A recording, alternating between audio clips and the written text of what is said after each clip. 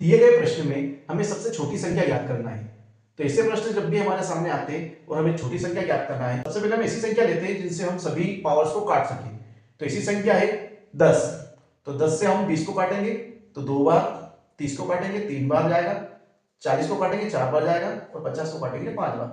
हमारे पास बचा 2 की पावर 5, 3 की पावर 4, 4 की पावर 3 और 5 की पावर 2। 5 की पावर 2 मतलब 5 का स्क्वायर होता है 25। 4 की पावर 3 मतलब 4 गुणित 4 गुणित 4, 4 चौक 16, 16 चौक 64, तो मिला 64। और 3 की पावर 4 मतलब 3 इंटू 3 इंटू 3 इंटू 3, 3 त्रिया 9, 9 3 27, 27 तिया 81। और 2 की पावर 5 मतलब 2 गुणित 2 गुणित 2 गुणित 2 गुणित 2, 2 दूनी 4, 4 दूना 8, 8 दूनी 16, 16 दूना 32। तो यहां पे सबसे छोटी संख्या है 25। तो यही है हमारा आंसर। वीडियो अच्छा लगे तो वीडियो को लाइक करें, चैनल को सब्सक्राइब करें। Thank you.